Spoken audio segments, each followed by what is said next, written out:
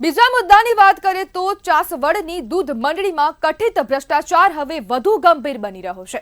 મંડળીના પ્રમુખ કવિ વસાવા, ઉપપ્રમુખ અરવિંદ વસાવા અને ડાયરેક્ટરો દ્વારા ઓડિટમાં કરોડોના ગેરવહીવટ સામે આવતા આખી વ્યવસ્થાપક કમિટીને બરતરફ કરવામાં આવી છે।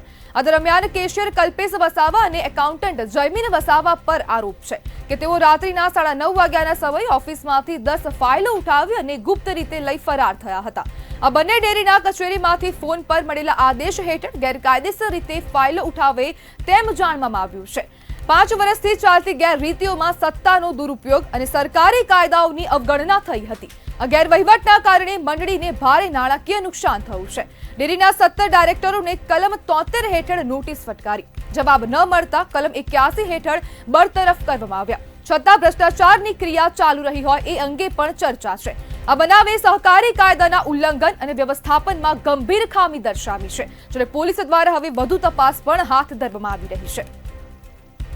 બરતરફી પછી પણ સરકારી કાયદાઓનું ઉલ્લંઘન ચાલુ જોવા મળ્યું હતું અને આ નોટિસ ફટકાર્યા બાદ હવે અનેક કલમો હેઠળ જે ડાયરેક્ટર છે, પ્રમુખ છે અને ઉપપ્રમુખ છે તેમની સામે કાયદેસરની કાર્યવાહી હાથ ધરવામાં આવી હતી અને તેમને હવે તેમના પદ પરથી બરતરફ કરવામાં આવ્યા હતા। ચાસવડની દૂધ મંડળીમાં 3 કરોડનો ભ્રષ્ટાચાર થયો હોય અને આ હવે કથિત રીતે ભ્રષ્ટાચાર થયો હોય તેવું સામે આવ્યું હતું। ત્યારે સાથે આરટીઆઈ એક્ટિવિસ્ટ ધવલ કનોજિયા જોડાઈ ગયા છે। ધવલભાઈ, ચાસવડ દૂધ મંડળીમાં 3 કરોડથી વધુનું કૌભાંડ, શું કહેશો? હેલો જી ધવલભાઈ। હા, ભરૂચ જે ચાસવડ ડેરી છે એની અંદર મોટા પાયે ભ્રષ્ટાચાર થયો છે અને એની અંદર સરકાર દ્વારા કાર્યવાહી કરવામાં આવેલી છે। જી ધવલભાઈ, હવે દૂધ મંડળીમાં જ ભ્રષ્ટાચાર થાય તો પછી મંડળીનું ભવિષ્ય શું? મંડળીના ભવિષ્ય માટે તો હમણાં એવું છે મેડમ કે એ લોકોએ કાર્યકારી બીજા લોકોને નિમણૂક કરી દીધી છે, પણ જે 3 કરોડ ઉપરાંતનો જે ભ્રષ્ટાચાર થયો છે એ એક ચિંતાનો વિષય છે। હાલ ભરૂચ જિલ્લાની અંદર જે ડેરી ઇલેક્શન ગયું એ વખતે પણ ઘણા આક્ષેપો થયા હતા આવી મંડળીઓ પર કે ભરૂચની અંદર વિવિધ મંડળીઓની અંદર મોટા પાયે ભ્રષ્ટાચાર થયો છે અને આ ચાસવડ ડેરીનો જે મામલો છે એ આજે બહાર આવેલો છે। ધવલભાઈ, હવે આ ચાસવડ ડેરીમાં જે વ્યવસ્થાપક કમિટી છે તો હવે એને સંપૂર્ણપણે બરતરફ કરી છે, તો પછી હવે મંડળીનું સંચાલન કોણ કરશે? હાલ મંડળીનું સંચાલન અમુક લોકોને સોંપવામાં આવેલું છે। એની અંદર કસ્ટોડિયન જે 5 જણની નિમણૂક કરવામાં આવી હતી, 4 જણની, એ 7 કસ્ટોડિયનને આ લોકોએ નિમણૂક કરેલી છે અને એ કસ્ટોડિયનની નિમણૂક પછી પણ ત્યાં થોડો ખોબાળો થયેલો છે, પણ હાલ તો આ કસ્ટોડિયન જ આ ડેરીનું સંચાલન સંભાળશે। ધવલભાઈ, હવે ગેરવહીવટ રોકવા માટે અને મંડળીઓમાં ખાસ કરીને જે ગેરવહીવટો થઈ રહ્યા છે તેને રોકવા માટે હવે શું વ્યવસ્થાઓ છે? વ્યવસ્થામાં તો હવે સરકાર અને જે એમના અધિકારીઓ છે એ પૂર્ણ પ્રયાસ કરી રહ્યા છે કે હવે ભવિષ્યમાં આવી ઘટનાઓ ન ઘટે, પણ જે ભ્રષ્ટાચાર થયા છે એ ખરેખર હાસ્યાસ્પદ છે, કારણ કે સભાસદોના નામ પર, એમને ફરવાના નામ પર, એમને ગિફ્ટ આપવાના નામ પર, પ્રલોભનો આપવાના નામ પર પૈસાની ઉચાપત થયેલી છે અને એના ખોટા વાઉચરો બનેલા છે અને એ તમામ જે તપાસ હતી એની ફાઇલો જે ઓફિસોમાં મૂકવામાં આવી હતી એ ઓફિસની અંદરથી પણ એ ફાઇલોની ઉચાપત થઈ છે એવી અમારી જાણકારીમાં આવ્યું છે।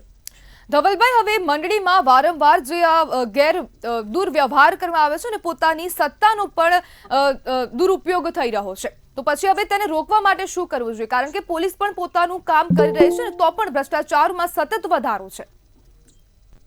જિલ્લા સમાહર્તા અને ગાંધીનગરથી માનનીય સીએમ સાહેબ જે છે એ આની ઉપર કઈ સ્ટ્રિક્ટલી પગલા ભરે તો આ ભ્રષ્ટાચારને રોકી શકાય છે। હાલ તો ભરૂચ જિલ્લાની અંદર જેટલી સહકારી મંડળીઓ છે એમાં મોટા પાયે ભ્રષ્ટાચારની બૂમો પડી રહી છે અને એની અંદર આ ચાસવડ ડેરીનો મામલો સામે આવ્યો છે।